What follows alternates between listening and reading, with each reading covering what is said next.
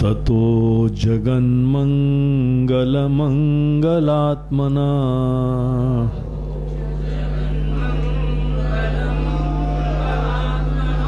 विधाय रामायण कीर्तिमुत्तमाम्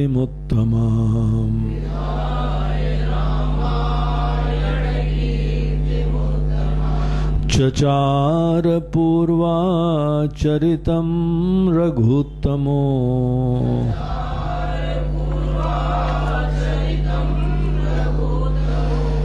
राजर्षिवर्यैरभिसेवितं यथा।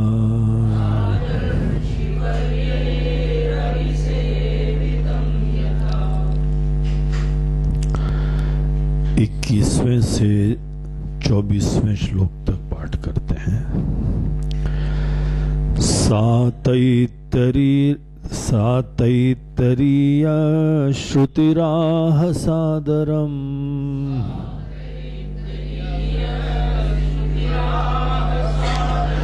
न्यासं प्रशस्ताखिलकर्मणां स्फुटम्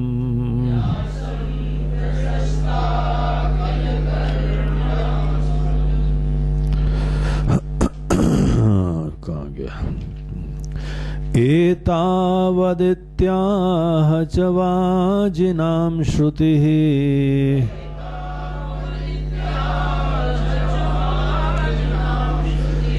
ज्ञानं विमोक्षाय न कर्म साधनम्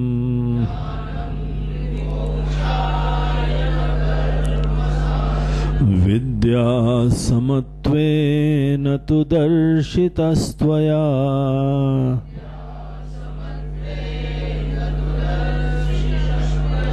क्रतुर्न दृष्टान्त उदाहृतं समः।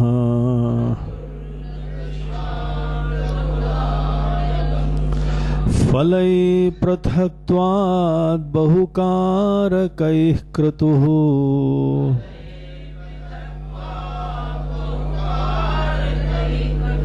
संसाध्यते ज्ञानमतो विपर्ययम्।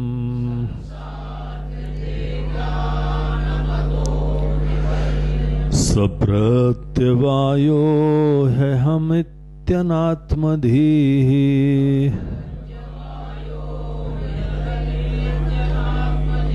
अज्ञप्रसिद्धा न तु तत्त्वदर्शिनः।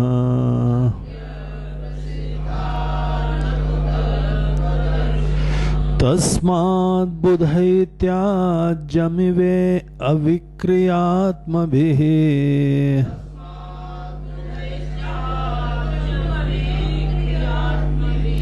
विधानतः कर्म विधि प्रकाशितम्।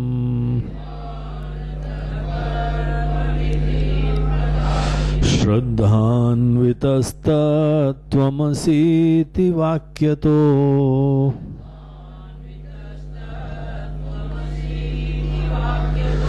गुरो प्रसादादपि शुद्धमानसः।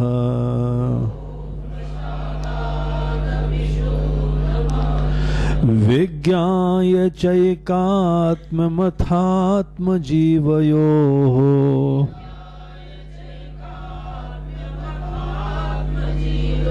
सुखी भवेत् मेरुरिवा प्रकम्पनः।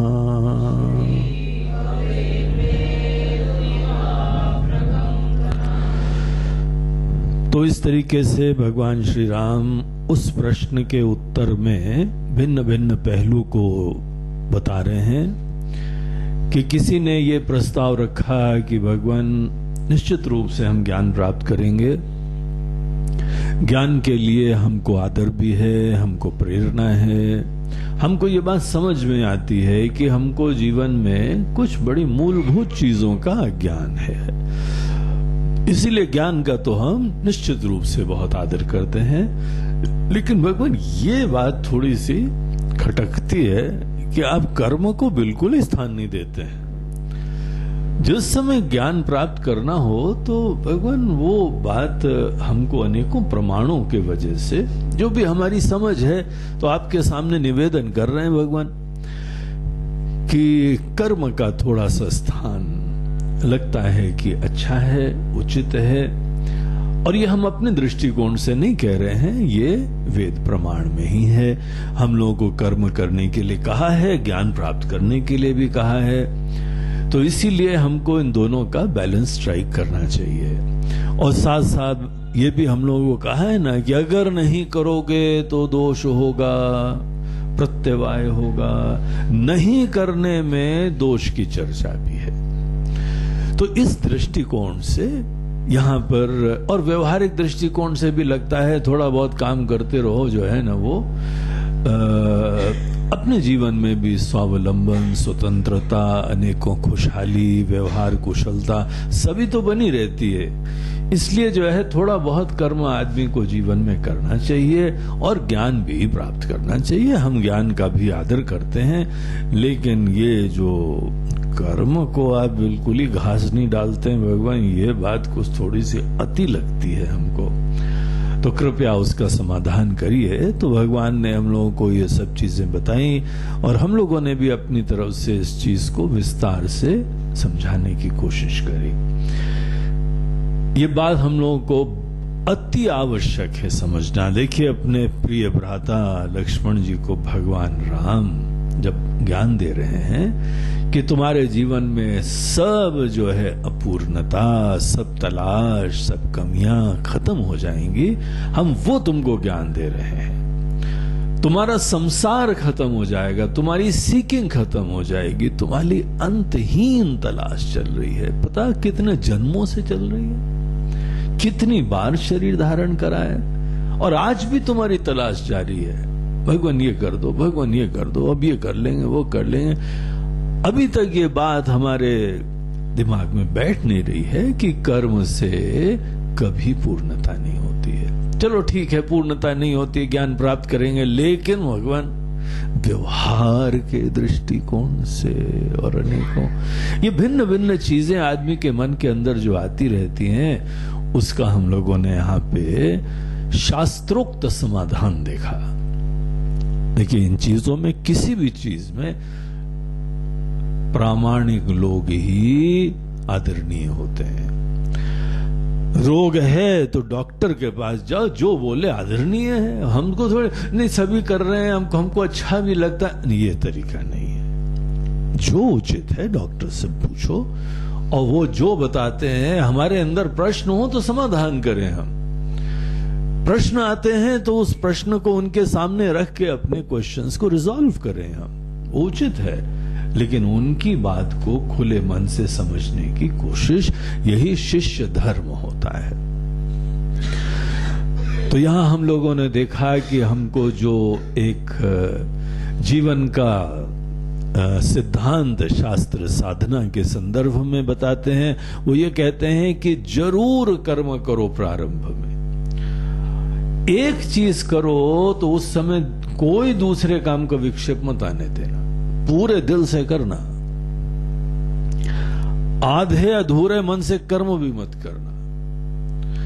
कर्म भी जिस समय करो तो दिलो जान से करना, प्रेम से करना, समग्रता से करना, सृजनात्मकता से करना, बुद्धिमत्ता से करना, निडरता से करना। किसी ने ऐसा नहीं करा है वैसा भी करना, इतनी नवीन चीज करना। इस दुनिया को जो है अपने ही बुद्धिमत्ता, प्रेम और उत्साह से कुछ नई चीज दे देना, क्योंकि तुम कोई मैकेनिकली काम नहीं करोगे, तुम प्रेम से, दिल से काम करोगे। अपने क्षेत्र में तुम यहां पे एक विलक्षण व्यक्ति बन के योगदान दे देना। कर्म अगर करो तो ऐसे करना, और कोई तुमको स्वार्थ की चिंता ना हो, कोई गणित नहीं हो, भगवान हमारा फिर क्या होगा, हे कालिया क्या होगा तेरा। बोलते हैं कोई कालिया की चिंता मत करना, लग जाओ, अच्छी तरीके से लगना सीखो, फकीरी से लगना सीखो। कर्म करना तो ऐसे करो। ये देखो, अनेकों लोग होते हैं ना, कुछ संप्रदाय में सदैव भगवान के नाम के जप की प्रेरणा देते हैं, तो टांगे रहते हैं ना गौमुखी, और गौमुखी टांग के पता लगा है कि वो अपने ऑफिस का काम भी कर रहे हैं और जप भी कर रहे हैं। इसका मतलब क्या है? न ऑफिस के काम में पूरा दिल लग रहा है, न जब में पूरा दिल लग रहा है। दोनों चीजों को हम जस्टिस नहीं दे रहे हैं ना। चलो यहां पे तो ऑफिस का काम है, कोई बहुत गहराई से पढ़ाई कर रहा है, कोई रिसर्च कर रहा है, और उस समय जब भी कर रहे हो, भैया कहां गई तुम्हारी झोली, टांगे रहो। मजाक बना रखा है क्या तुमने? लड़ाई के मैदान में यहां चारों दिशाओं से जो है हमारे ऊपर बाणों के आक्रमण चल रहे हैं, और एक हाथ हमारा झोली में है और एक हाथ से लेफ्ट हैंड से लड़ाई लड़ ऐसे लोग मरेंगे नहीं तो क्या हुआ, और क्या होगा क्या उसके अलावा? काल करे सो आज कर, कल मरने वाले हो आज ही मर जाओ, यही दुर्दशा होगी तुम्हारी। ये कोई तरीका है कि जहां पे तुमको अगर सेवा करनी है तो पूरी सेवा करो, सेवा को ही पूजा बनाओ? क्या पूजा केवल एक कर्म मात्र होती है? केवल भगवान का नाम जपना कोई पूजा होती है क्या? पूजा जो है एक दृष्टि होती है, एक आदर की अभिव्यक्ति होती है, किसी की आराधना होती है। तुम अपने कर्म से क्यों नहीं आराधना कर सकते हो? क्या मूढ़ बुद्धि बनी हुई है कि केवल नाम जप करेंगे तभी पूजा होगी? हम अपने कर्म से किसी को वर्शिप कर सकते हैं, हम अपने अनेकों प्रकार की सेवाओं से किसी की आराधना कर सकते हैं। उसमें क्या नहीं होती? कोई लोग देखो बगैर कुछ बोले हुए ऐसी सेवा करते हैं कि कोई बोल बोल के भी नहीं कर पाता है। जो नाम जप करते रहते हैं, हमको खुद पता है आधे मन से कर रहे हैं, आधा मन तो वो काम में भी लगा हुआ है, ये भी नहीं कर रहे, वो भी नहीं कर रहे। शास्त्र ऐसे आधे अधूरे मन से न कर्म को उचित बताते हैं, न ही ज्ञान को उचित बताते हैं। तुम जिस समय कर्म करने जाते हो तो दुनिया भर की बाकी तुमको मोक्ष की चिंता लगी रहती है। नहीं भगवान कर्म तो कर रहे हैं, ये संसार से कब छूटेंगे प्रभु? अरे कोई संसार से छूटना नहीं है, इस समय संसार को निपटना है हमें। उस समय आधे अधूरे मन से कर रहे हो। भगवान ये घर गृहस्थी से कब मुक्ति होएगी? तुमको मुक्ति करनी नहीं है। इस समय तुमको इस चीज को स्वीकार करके, भगवान की आज्ञा की तरह स्वीकार करके, हम किसी को आज्ञा दें कि जरा शिष्य जी ये काम कर दो, गुरु जी आपकी आज्ञाओं से कब मुक्ति मिलेगी हमको? ऐसा अगर कोई शिष्य बोले तो वो शिष्य है क्या? भगवान ने हमको कर्म करने की प्रेरणा दी है, भगवान ने घर गृहस्थी दी है, बोला तुमको हम ये काम देते हैं, तुमको ये जो है बिजनेस, ये ऑफिस, ये पूरा समाज का सेवा, तुमको हम इस लायक समझते हैं, तुम्हारे हमारे काम के लिए जाओ, ये काम करके आओ। भगवान कर तो रहे हैं, कब मुक्ति मिलेगी? आपकी आज्ञा से, आपकी सेवा से। क्या करोगे उसका? भगवान आपका ही भजन करेंगे। अरे पोंगा पंडित, ये तुम जो है भगवान का भजन कर रहे हो क्या? ये किस दृष्टिकोण से भजन होता है? अगर भजन करते हो तो वहां मुक्ति को भी भूल के भजन करो।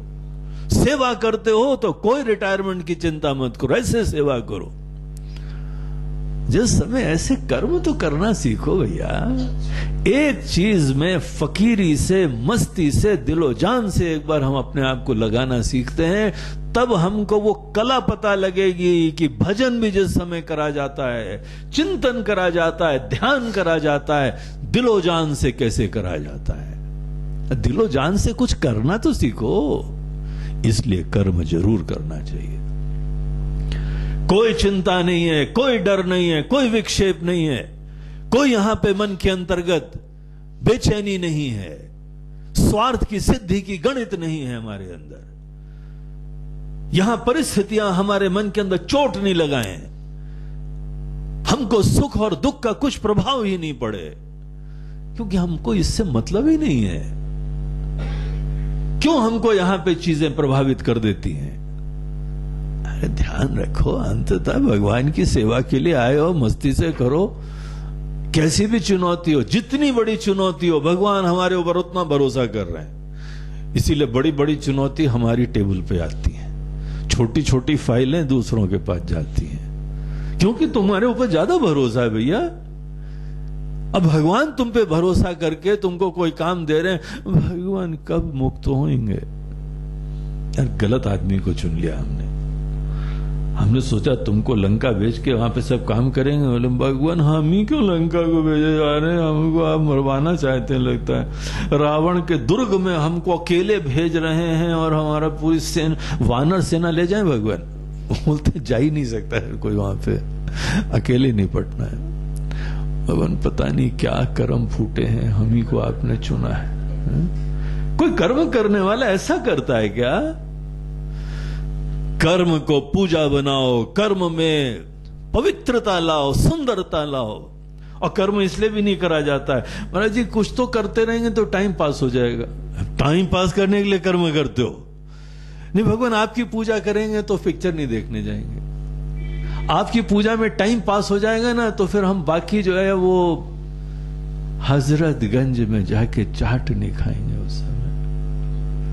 सत काम में जो है पूजा, अरे पूजा कोई एस्केप नहीं है, पूजा कोई ढाल नहीं है तुम्हारे दूसरे कर्मों से बचने के लिए। पूजा भगवान का स्मरण और वंदना करने का समय है। प्रेरित हो, इंस्पायर हो। जो भी कर्म करते हैं, यत करोषि यदश्नासि यत जुहोषि ददासि तत् कुरुष्व मदर्पणम। हमारे भगवान के चरणों में सब कुछ समर्पित है। ऐसे कर्म जो भगवान की याद रखो। अहम की संतुष्टि के लिए कर्म जब आदमी करता है तो संसारी बनता है। हमको अच्छा लगा, हमको नहीं अच्छा लगा, हमारा आदर हुआ, हमारा अनादर हुआ, हमको सुख मिला, हमको दुख मिला। यार भाड़ में जाए तुम्हारा सुख दुख, तुम्हारा मान अपमान, क्या तुम किनारे नहीं कर सकते हो? क्या भगवान को नहीं अपने दिल में बैठा सकते हो? भगवान को अपने मध्य में रख के तुम्हारे क्यों नहीं कर्म होते हैं? इसका मतलब ही तुम्हारे जीवन में भगवान से ज्यादा तुम्हारे अहम की प्रधानता है। ये परिवर्तन करो। पहले मस्ती से, फकीरी से पहले केवल भगवान को अपने हृदय में रख के जो भी कर्म करने हैं करो। न डर है, न चिंता है, न कोई किसी प्रकार के हम क्षुब्ध होते हैं। यहां पे कोई परिस्थिति हमको शोकाकुल नहीं कर पाती है, हमको तोड़ नहीं पाती है, हमारा संतुलन कोई नहीं बिगाड़ पाता है। ऐसा हमारा आदर्श हो, यह हमारी प्रेरणा हो। तो भगवान बोलेंगे मुसीबत थोड़ी भेज सकते हैं, तुम्हारे पास वो प्रॉब्लम वाली फाइल है, क्या निपट लोगे? भगवान आन दो भगवान, जो भी आता है। जब आपका हाथ हमारे सर पे रखा हुआ है तो क्या छोटी मोटी फाइलें, आप पूरा जो है ना स्टोर हाउस भेज दो फाइल वाला। हमको पता है अगर आपने चाहा है, अगर आपने हमको कुछ दिया है तो वो कार्य सिद्ध होके रहेगा। ये हमारी कोई बड़प्पन नहीं है, ये आपका बड़प्पन है, लेकिन हम अपनी तरफ से कोई कसर नहीं छोड़ेंगे। कर्म को पूजा बनाओ, पूजा को भी पूजा बनाओ। पूजा को एस्केप मत बनाओ, पूजा को कोई मनोरंजन मत बनाओ, पूजा को अहम की संतुष्टि का तरीका मत बनाओ। अहम की संतुष्टि के बाद ये पूजा थोड़ी रहती है, ये अहम की संतुष्टि हो जाती है। पूजा में तो भगवान की संतुष्टि होती है। तो जो कार्य हम करते हैं, मन के अंदर सदैव ये ध्यान रखें, ये विवेक रखें कि उचित क्या है, भगवान की इच्छा क्या है। हम आज तक भी कुछ करते आए थे, हम छोड़ देंगे सब कुछ, स्वभाव को बदल देंगे, आदतों को बदल देंगे और अपने भगवान की इच्छा को हम शिरोधार्य करेंगे। कर्म ऐसे करा जाता है। ऐसा कर्म आदमी को पवित्र कर देता है, ऐसा कर्म उसके मन को निर्मल कर देता है। तो उसमें एक तो समग्रता है, दिलो जान से लगने का जुनून होना चाहिए, पैशन होना चाहिए कर्म में। अगर हम अपने पूरे पैशन से कर्म नहीं करते हैं तो वो बोला जाता है आधे अधूरे से किसी तरह निपटा रहे हैं और बार बार घड़ी देखते हैं कितना टाइम बचा है, अभी तक खत्म ही नहीं हुआ। ऐसे कर्म नहीं करना। तो गीता बोलती है, उपनिषद बोलते हैं, यहां राम जी लक्ष्मण जी को बोल रहे हैं, सभी शास्त्र बोल रहे हैं ऐसे कर्म करो। और एक बार तुमने इस प्रकार की कला सीख ली, तुम्हारे मन के अंदर भगवान अब स्थापित हो चुके हैं। अहम की संतुष्टि, मैं का डर, हमारे फियर्स, हमारी इनसिक्योरिटी, हमारे हर्ट्स कभी भी नहीं आते। ऐसा अपने आप को बनाओ। ऐसे व्यक्ति के हृदय में सदैव भगवान विद्यमान है। जो करता है समग्रता से करता है, वो व्यक्ति ज्ञान के लिए तैयार हो गया, क्योंकि उसके दिल में भगवान बैठे हुए हैं। यही उसके जीवन के केंद्र बन चुके हैं। और कोई भी परिस्थिति से वो क्षुब्ध नहीं होता है। छोटी मोटी परिस्थिति क्या, पूरा यहां पहाड़ टूट पड़ता है तो भी ये लोग घबराते नहीं है, डरते नहीं है। यहां पे तो कोई घटना प्रतिकूल हो जाए तो ही हमारे अंदर विक्षेप उत्पन्न हो जाता है, आग बबूला हो जाते हैं। अपने मन को बदलो। कर्म का क्षेत्र मन को ऐसे बनाने के लिए होता है। और एक बार तुमने बना लिया, फिर उसके ऊपर बस मन की तैयारी के लिए कर्म हो रहा है। बाहर कई बार सफलता होगी, कई बार असफलता हो जाएगी, सो व्हाट। बाहर की सफलता भी कौन बड़ी टिकाऊ है जिससे हम बड़े मोहित रहे, उससे बड़े फिदा रहे, सफलता मिल जाए भगवान। टिकाऊ चीज ही नहीं है, नश्वर है, एक क्षण की बात है, अगले क्षण ही असफलता आती। जैसे कोई आदमी की इज्जत एक समय आके जो है माला पहनाते हैं, दूसरी तरह आते हैं पता नहीं क्या क्या बोल के चले जाते हैं। ये दुनिया की तो स्थिति है ऐसी, तो क्यों ऐसी नश्वर चीजों से हम ज्यादा प्रभावित हों। केवल अपने मन को सुंदर बनाना, भगवान को हृदय में स्थापित करना, जो करना है प्रेम, उत्साह, समग्रता से करना, ये क्वालिटीज इनकलकेट करने के लिए कर्म का क्षेत्र होता है। आदमी सोचता है काहे के लिए कर्म करें, महाराज जी ये खा भी लिया, घर भी बना लिया, और बच्चे भी सेटल कर दिए, शादी ब्याह भी कर दिया, लड़की को भी शादी कर दिया। अरे सबसे बड़ा बोझा बन चुका है। अब क्या करें? अब तुम शीर्षासन करो। अब क्या करें? अरे ये सब काम के लिए थोड़ी कर्म के क्षेत्र में जाते हैं। कर्म के क्षेत्र में जाते हैं मन मुकुर सुधारी, केवल अपने मन को सुंदर बनाने के लिए कर्म क्षेत्र है। इसीलिए कर्म के क्षेत्र में जाने के बाद अगर आदमी ने बोला कि भगवान ये काम में जो है मजा आ रहा है, फिर भूल गए हो काहे के लिए कर्म क्षेत्र में आए।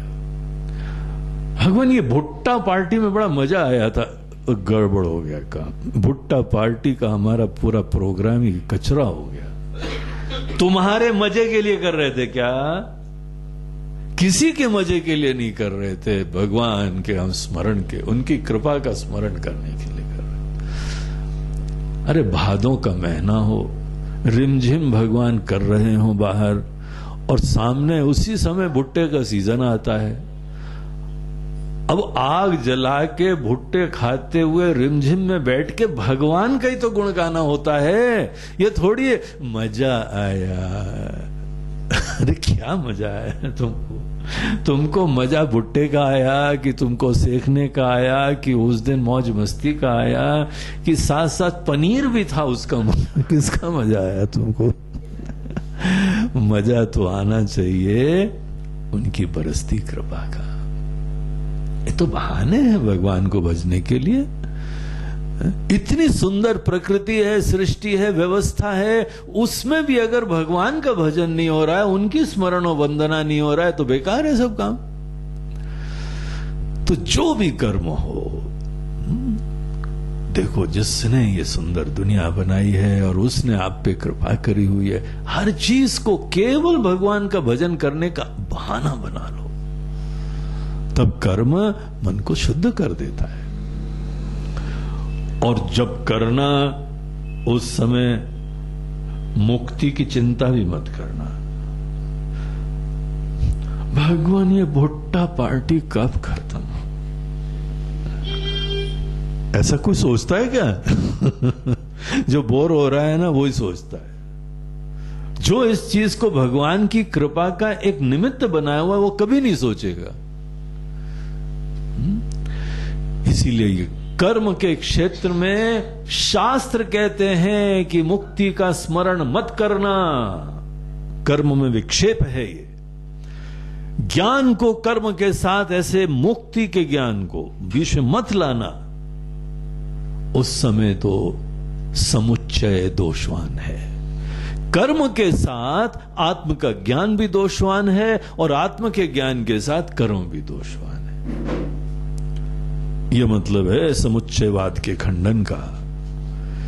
इसीलिए जिस समय कर्म करो उस समय मुक्ति की भी चिंता मत करो। मुक्त हो, कहीं मान लो ना, मुक्त हो, भगवत स्वरूप हो, जो कुछ तुमको चाहिए था सब मिल चुका है तुमको, इस भाव से कर्म करो। और एक बार तुमने कर्म करके हृदय में भगवान को बैठा के सेवा करिए, उसके बाद ज्ञान की प्राप्ति के लिए वो गुरु बताते हैं। उचित समय जो है वो गुरु बताते हैं कि हां अब समय आ गया है, अब तुम जो हो निश्चिंत होके फ्री हो जाओ। ये काम केवल गुरु की आज्ञा से करना चाहिए, क्योंकि हमारे मन में धोखा हो सकता है। बैठो आके इधर, इसको छोड़ दो, वो जज को जितना छुओगे ना उतना पकड़ा रहेगा। बैठो, सिट डाउन।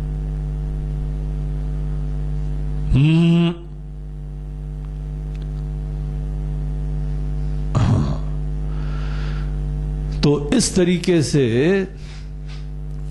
जिस समय हमको शास्त्र बोलते हैं कि आत्म का ज्ञान और कर्म का समुच्चय नहीं होता है, संसारी ज्ञान और कर्म का समुच्चय होता है, आत्मज्ञान और कर्म का समुच्चय नहीं होता है।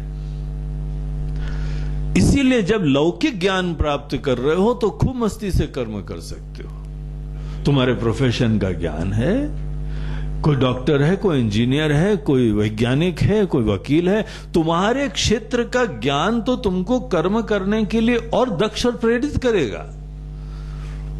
लौकिक ज्ञान और कर्म विरोधी नहीं होते हैं, लेकिन आत्म का ज्ञान इट्स ए क्लास अपार्ट, वो भिन्न ही चीज होती है। उसके साथ जो है, जो मुक्ति का ज्ञान होता है, उसके साथ कर्म नहीं होता है।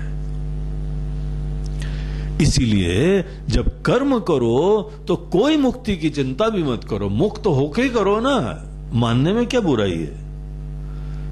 तुम मान लो ना, तुम पहले से मुक्त हो, परिपूर्ण हो, राजाधिराज संपन्न, कुछ भी अपने आप को समझो, संपन्न हो, कृतार्थ हो। अरे सबसे बड़ी बात यह है तुम भगवान के दूत हो, तुम भगवान के सेवक हो। जब हम अपने आप को राम जी का दूत समझते हैं तो छोटापना होना चाहिए क्या हमारे अंदर? कोई दीनता होनी चाहिए, कोई असुरक्षा होनी चाहिए क्या? कोई भी हमको यहां पे कोई किसी प्रकार के असुरक्षित कर सकता है? फिर तो शर्म की बात है हमारी भक्ति और विश्वास के ऊपर। ये छोटी छोटी परिस्थितियां हमको तोड़ दें अगर, तो हम तो निश्चित रूप से भगवान के सेवक नहीं है, भगवान के दूत नहीं है। भगवान के दूत होके काम करो। इसीलिए उस समय कर्म में अपनी स्वार्थ की, अपनी मुक्ति की भी चर्चा करना, सोचना भी ये दोष होता है। और हमको मुक्ति की चर्चा, क्या चिंतन करना क्यों है? मुक्ति का चिंतन कौन करता है पता है? जो बंधन में हो, जो छोटा हो। और जो भगवान का सेवक होता है वो छोटा होगा? जो अपने आप को भगवान का दूत और सेवक समझता है उसमें कोई छोटेपने की गुंजाइश नहीं है। हमको कब मुक्ति मिलेगी? कर्म करते समय यह सोचना भी मत। और तभी जाके जब तुम ज्ञान में प्रवेश करोगे तो कर्म की भी नहीं सोचोगे। एनीवे तुमने इतने बढ़िया कर्म कर लिए हैं। जिस समय आदमी अच्छी तरीके से कर्म करता है, जो जो चीजें चाहिए व्यवहारिक दृष्टिकोण से सब संचित हो जाती हैं। घर बार हो जाता है, तुम्हारे पास कोई पैसा भी हो जाता है, व्यवस्था हो जाती है, इज्जत हो जाती है, सब कुछ तो है। अब तुमको सोचना क्या है? अब तो निश्चिंत होके भगवान का ज्ञान प्राप्त करो। तो ये यहां पे शास्त्रोक्त सिद्धांत है। जब ये कहा जाता है कि समुच्चय नहीं होता है, आत्म का ज्ञान और कर्म का समुच्चय कभी मत करना, ये खिचड़ी कभी मत बनाना। आत्म का ज्ञान एक्सक्लूसिव है और कर्म भी उससे मुक्त होना चाहिए। ये बात खूब अच्छी तरीके से समझ लो, घोट के बैठा लो अपने अंदर, पी जाओ इस सिद्धांत को। इसीलिए जब कर्म करो तो भगवान के अनुग्रह आशीर्वाद के पात्र समझ के कर्म करना। उनकी आज्ञा से तुम कर्म कर रहे हो, कोई डर, कोई चिंता की गुंजाइश भी ना हो, अन्यथा तुम्हारे कर्म अपवित्र हो गए, बंधनकारी हो गए। और उसके उपरांत जिस समय हम ज्ञान प्राप्त करें तो कर्म नहीं करना है। कर्म नहीं करने का मतलब संकल्प पूर्वक बाहर की दुनिया में कुछ भी परिवर्तन की अपेक्षा और इच्छा नहीं करना, मात्र इसको बोलते हैं कर्म न करना। सहज रूप से तुम्हारा जीवन चले, रिलैक्स रूप से तुम्हारा जीवन चले, जो आ जाए खुश रहना सीखो। यदृच्छा लाभ संतुष्ट, गीता में भगवान ने वाक्य ये शब्द यूज करा है, यदृच्छा लाभ संतुष्ट। किसी भी परिस्थिति में संतुष्ट रहना सीखो। क्यों डिस्टर्ब हो जाते हो छोटी छोटी परिस्थिति में? कोई भी परिस्थिति में हम खुश, ऐसी पॉजिटिव थिंकिंग रखो, ऐसा व्यक्तित्व बनाओ। नो प्रॉब्लम्स, प्रॉब्लम इल्ले, प्रॉब्लम है ही नहीं हमको, ऐसा सोच रखो। और देखो फिर कोई प्रॉब्लम नहीं है। तुमने सोचा कोई प्रॉब्लम नहीं है तो यही दुनिया है, कोई प्रॉब्लम ही नहीं होती। तुमने सोचा प्रॉब्लम है तो हर जगह प्रॉब्लम है। तो इस प्रकार से पहले कर्म करके फिर ज्ञान में प्रवेश करो। और कर्म नहीं करने का मतलब सदैव ध्यान रखो, तुम उठ रहे हो, बैठ रहे हो, खा रहे हो, पी रहे हो, शेर भी आ गया तो पेड़ पे चढ़ रहे हो, ये भी कर्म नहीं हो, पता है ना? ये तो परिस्थिति का रिस्पॉन्स है। कहीं पे बिजली का तार है, हाथ लगा, झटक गया, उसमें कौन सा तुमने कर्म करा है भैया? ये कर्म थोड़ी हुआ है। ये तो एक फिजिकल, नेचुरल, एक स्वाभाविक उस घटना के अंतर्गत रिस्पॉन्स है। संकल्प पूर्वक कहां चेष्टा है? ये कोई गणित लगा के चेष्टा है क्या? ये तो आत्म सुरक्षा हर इंसान को करनी चाहिए। इसीलिए आत्म सुरक्षा से प्रेरित एक स्वाभाविक प्रतिक्रिया है, इसमें कोई समस्या नहीं है, ये कर्म ही नहीं है। तो कर्म किसको बोलते हैं, ये बात समझ के पूरा अपना दिलो जान, अपनी ऊर्जा, अपनी एनर्जी, सब कुछ ज्ञान में लगाओ। और ज्ञान में मेहनत करनी होती, संकल्प पूर्वक हमको करना होता है। ये नहीं बस बैठ के सुने, गुरुजी अब आगे आप सुना तो सुन लो, हम सुन ले, हमारा कोई संकल्प नहीं है, हमने तो सब छोड़ दिया है भगवान। अब छोड़ दिया इस जीवन का सब हाल तुम्हारे हाथों में, अब जीत तुम्हारे हाथों में और हार तुम्हारे हाथों में। और हमारे हाथ में एक और चीज है, डंडा। डंडा भी हमारे हाथों में, तुम्हारे जैसों को डंडा ही लगाएंगे यार हम। ऐसे निसंकल्प होकर ज्ञान नहीं प्राप्त करा जाता है, ज्ञान के लिए प्रार्थना करी जाती है। हमको अपनी ही सच्चाई में जगना है। देखो जैसे पैसा कमाने के लिए जो है ना दिन रात मेहनत करी थी ना, इसके लिए मेहनत करनी पड़ती है। ये थोड़ी relax relax relax, Om Shanti शांति शांति। महाराज जी 3 बार शांति क्यों बोलते हैं? गहराई तक वो शांति शांति रहे, इसीलिए 3 बार शांति बोली जाती। महाराज जी हम तो शांत स्वरूप हैं, मिल गया तो मिल गया ज्ञान, नहीं मिला तो नहीं मिला ज्ञान, हम तो शांत है। क्या ऐसे ही काम तुम पैसे प्राप्ति के लिए भी करते थे क्या? मिल गया तो मिल गया, नहीं मिल गया तो नहीं मिल गया, ये बीमार है ठीक हो गया तो हो गया, मर गया तो मर गया, क्या करना। ऐसे ही कर रहे थे क्या काम? खा लिया तो खा लिया, नहीं खा लिया तो नहीं खा लिया, इस तरह से चलता था तुम्हारा काम। जब कर्मों में ऐसे नहीं करते हो तो ज्ञान में ऐसा क्यों करते हो? एक बार मन के अंदर सोचा कि ज्ञान प्राप्त करना है तो फिर हमको संकल्प पूर्वक सोचना चाहिए कि हमको अपनी सच्चाई को जानना है। प्रश्न लाओ, मेहनत करो, चिंतन करो, ध्यान करो, मनन करो, अध्ययन करो, अनेकों ग्रंथों का अध्ययन करो, संतों से ज्ञान प्राप्त करो, उनसे समझ में नहीं आए तो प्रश्न करो। ये सब काम करना पड़ता है। अर्थात ज्ञान में सदैव हमको जुनून के साथ ज्ञान में भी लगना पड़ता है। ज्ञान में जो है वो पार्ट टाइम काम भी नहीं होता है।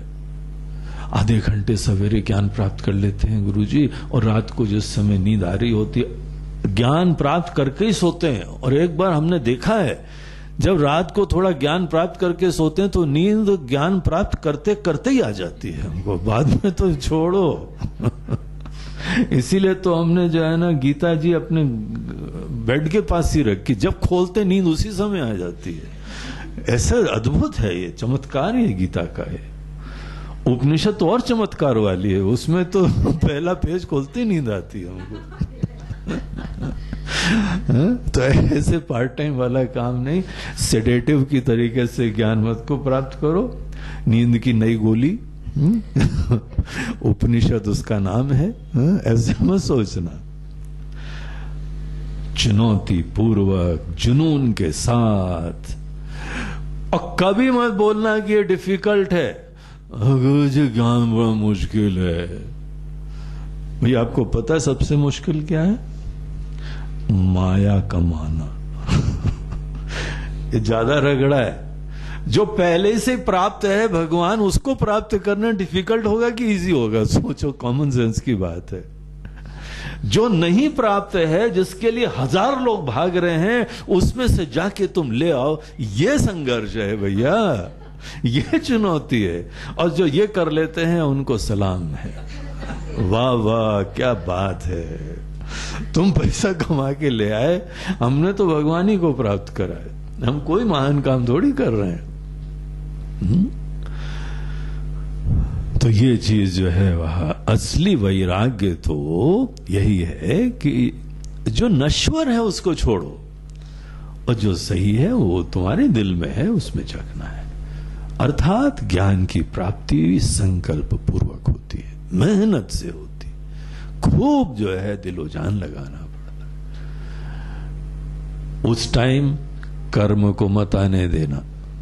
जैसे कर्म के समय मुक्ति की चर्चा नहीं होती है, उस समय ज्ञान के समय उसी तरीके से भगवान अगर काश ये भी हो जाए, अगर हम लोग ज्ञान प्राप्त कर रहे हों और आंधी तूफान बंद हो जाए, अगर बिजली कड़कना बंद हो जाए, अगर इस समय जो है कोई अपनी तरफ से खाना परस के ले आए, कुछ भी नहीं चिंता, कुछ भी परिवर्तन की इच्छा नहीं हो, यदृच्छा लाभ संतुष्ट, खुश रहना हर परिस्थिति में सीख लो, पहले ही सीख लो। क्योंकि जो भी कर्म है विक्षेप है, फिर किसी भी प्रकार के कर्म का बोझा विक्षेप है। कम से कम में जीना सीखो। हमको बहुत सारे लोग बोलते हैं गुरुजी वहां आश्रम बना लीजिए, वो आपको जो है लखनऊ में, और वहां पे जो है देहरादून में, और फिर वहां पे जो है वो फलानी जगह राजस्थान में, और वो अहमदाबाद में वो जमीन दिए देते हैं, आप आश्रम बना लो। बिल्कुल नहीं बनाएंगे। एक हमारी व्यवहारिक मजबूरी है एक बनाना, क्योंकि कहीं का तो एड्रेस देना पड़ेगा ना, हर जगह के लिए अपना लाइसेंस, अपना राशन कार्ड, अपना हर जगह एक जगह का हमको एड्रेस होना, ये व्यवहारिक मजबूरी है। और अपना साधन भजन एक जगह करने के लिए छोटी सी कम से कम जगह, बल्कि हमारे हिसाब से ये भी थोड़ा बड़ा हो गया, लेकिन तो भी ठीक है, चलो यहां कभी 10-20 लोग आके रह सकते हैं। उतनी व्यवस्था के बाद अब तो कान पकड़े, भूल से भी नहीं बनाएंगे हम आगे। कोई हमको दे देगा नहीं, स्वामी जी हम चला देंगे आपके लिए। बोला तुम ही चलाते रहो ना, हमारा नाम कहा छोड़ रहे हो, हमको क्या मुसीबत दे रहे हो? हा? हमारे गुरुजी का आश्रम कोई छोटा था क्या? करोड़ों का आश्रम था, उसके हम आचार्य हैं, उसके ट्रस्टी हैं। हमने बोला महाराज जी ये सब छोड़ के इतना बड़ा आप संसार दे रहे हैं, हम थोड़े दिन तो सेवा कर लेंगे, लेकिन हम आगे तक सदैव नहीं कर पाएंगे। जिस दिन सन्यास लेंगे हम सब छोड़ देंगे, हम पहले ही बता रहे। और जहां सन्यास दिया हमने बोला गुरु जी नमस्कार, प्रणाम, दंडवत प्रणाम, और हमने आश्रम छोड़ दिया। हर जगह भटकते हुए घूमते रहे, और फिर जिस समय हमको लगा कि हाँ अब कुछ हमको जो ज्ञान लेना था, कुछ अनुभव लेना था, कुछ फकीरी की मस्ती लेनी थी, क्योंकि पहले तो भिक्षा ही नहीं मांगी थी यार हमने कभी किसी से। बोला अच्छे सन्यासी बन गए, बाबा जी बन गए, लेकिन आज तक भिक्षा ही नहीं मांगी। बड़ा ईगो प्रॉब्लम होता था, कैसे किसी के सामने हाथ फैलाएं, खाना दे दो माता जी, बड़ा ईगो प्रॉब्लम होता था, संकोच होता था। बोला ये तो भाई अनुचित है।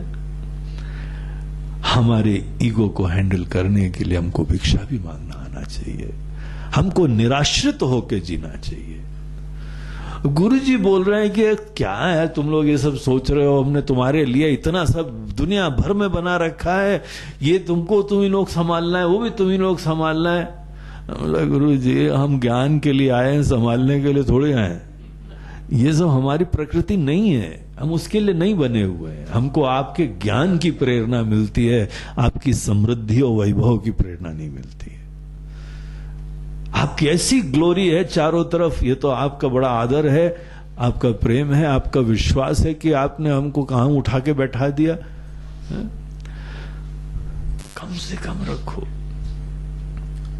हर चीज मिनिमम, अपना खाना पीना उठना बैठना जितना मिनिमम हो, तभी तो जाके बगैर विक्षेप के हम चिंतन कर पाएंगे, तभी तो अध्ययन कर पाएंगे, तभी तो अपना दिलो जान इसमें लगा पाएंगे। कोई चिंता नहीं है। ये बहुत आवश्यक है कि आदमी को ज्ञान की प्राप्ति के समय अपने जीवन को, उसकी आवश्यकताओं को मिनिमाइज कर लेना चाहिए, कम से कम बना लेना चाहिए। नहीं तो नया संसार है, एक गृहस्थी चलाने में आदमी को नानी याद आ जाती है, और यहां पे जो है पता लगा इधर आश्रम उधर आश्रम है, तो मुसीबत होती है। हाँ किसी के जीवन में वही प्रेरणा है, वही खुशी, उसको उसकी खुशी मिलती है, ज्ञान की खुशी नहीं मिलती, उसकी खुशी मिलती है, तब अलग बात है भैया, फिर तो मुबारक हो, तुम खूब आश्रम बनाओ। अब अनेकों संत लोग हैं जहां जहां जाते हैं आश्रम बनाते हैं, बदनाम हो गए, बोलते हैं ये आ गए जमीन लेने वाले स्वामी, ये बाबा जी आ गए जो यहां भी जमीन ले लेंगे और किसी तरह से भी ले लेंगे। यहां हमारे आशाराम बाबू जी बड़े बदनाम हो गए बेचारे, वो जहां जाते हैं जमीन किसी तरह से ले लेते हैं, और हर जगह वहां कांडो होते हैं, हमारी जमीन ले ली, वो गलत पेपर कर लिया, लेकिन छोड़ते नहीं हो। अब ऐसे हम लोग नाम लेते नहीं है सामान्यतः, लेकिन ये एक सच्चाई है, अनेकों लोग होते हैं। हम लोग के शास्त्र बोलते हैं नहीं, ये गलत तरीका है, ऐसे चक्कर में मत पड़ो। एक अपने लिए आश्रम रखो, ध्यान भजन के लिए स्थान अपना बनाओ, और उसके अलावा कोई चिंता नहीं करो। सभी तुम्हारे ही है ना, सभी को अपना समझो, उसमें बुरा क्या है? जहां पर भी जाओ अपना ही समझो। एक बार हम अपने गुरुदेव के साथ किसी के वहां खाने के लिए गए, भिक्षा के लिए बुलाया था उन्होंने, तो वहां उनके घर जाने के उपरांत घर वाले लोग काफी जो है उत्साह में थे, इधर उधर भाग रहे थे, कोई ये बना रहा है, कोई ये ला रहा है, कोई बोल रहा है। तो उन्होंने उनसे बोला देखो तुम रिलैक्स हो, फील एट होम, तुम ऐसा समझो तुम अपने घर में हो। उनसे बोल रहे हैं वो इतने एट होम हैं कि दूसरे घर वालों को बोल रहे हैं तुम घर में महसूस करो अपने आप को। काहे टेंशन में रख रहे हो? देखो, वो दूसरे का घर भी वो सोच रहे हैं कि वो अपना ही है। देश में विदेश में किसी के घर में चले जाओ, ऐसे लोग अपनापन हर जगह रख सकते हैं, क्योंकि अपनापन का दायरा कोई प्रॉपर्टी और लोगों से नहीं प्राप्त करी जाती है। इसीलिए परम आवश्यक है कि तुमको सबसे मुक्त होना चाहिए। इसीलिए हर जगह अपनापन हो जाता है। इसके पीछे रहस्य है। कम से कम आवश्यकता और उसमें अपने आप को समर्पित करो। कर्म का रत्ती मात्र बोझा विक्षेप कोई चिंता नहीं आनी चाहिए। ये शास्त्र कह रहे हैं, ये राम जी कह रहे हैं। और किससे? अपने अत्यंत प्रिय भ्राता जो आज शिष्य बन गए। अभी तक शिष्य नहीं बने थे, आज शिष्य बन गए, तो उनको समझा रहे जब कर्म करो तो मुक्ति की चिंता मत करना। गुरुजी कब छूटेगा ये? कब छूटेगा ये तुमको हमने सेवा दी है भैया। जब तुमको सेवा दी है तो तुम सेवा से छूटना चाहते हो, वो मत करो, कभी सोचो भी मत। और जिस समय ज्ञान प्राप्त करो, कर्म चप्पल की तरीके से बाहर उतार के आना। ये शास्त्र का महत्वपूर्ण सिद्धांत है। इसको ही जो आदमी सोचता है दोनों भी चलता रहे, थोड़ा कर्म थोड़ा ज्ञान और थोड़ा ये, इस समुच्चयवाद का खंडन करते हैं। तो यहां पे ये श्लोक हम लोगों ने पढ़े, इसमें भगवान प्रमाण देते हैं, बोलते हैं कि ये जो बातें हम कह रहे हैं ये उपनिषदों की बात कह रहे हैं। सा तैत्तिरीय श्रुति ही आह सादरम। तैत्तिरीय आरण्यक के अंतर्गत मंत्र आता है, न कर्मणा न प्रजया धने न त्यागे नैके अमृतत्व मानसु। ये हम लोग अपने दैनंदिन पाठ में भी बोला करते हैं ना। ये तैत्तिरीय आरण्यक के अंदर आता है, कैवल्य उपनिषद में भी आता है। तो यहां पे ये बात बताते हैं कि देखो, बड़े आदर से हमको ये वेद हजारों साल पहले ये बता के गए हैं कि न कर्मणा न प्रजया न धनेन, कोई भी कर्म का रोल नहीं है ज्ञान में। रत्ती मात्र भी कर्म का रोल नहीं होता है। न कर्मणा न प्रजया, तुम्हारी प्रजा, तुम्हारा परिवार या तुम्हारे शिष्य, यही प्रजा होती है। इनका कुछ भी रोल नहीं होता है ज्ञान। तुम्हारे मन की केवल एक सुरक्षा है, सांत्वना है, तुम्हारा धर्म है। तुमने अपने कुल को चला लिया, अच्छे इंसान को बना दिया, मुक्त हो जाओ। ये तुम्हारी मुक्ति में उसका कोई रोल नहीं है। वो अपने कर्म, अपनी इनिंग्स खुद खेलेगा, उसका काम तुम उसको करके फिर फ्री कर दो। न प्रजया न धने न, कितनी भी तुमको संपन्नता हो जाए उसका कुछ भी लेना देना नहीं है, बल्कि जितना धन होगा उतना टेंशन होगा, क्योंकि उसको मैनेज करना पड़ता है।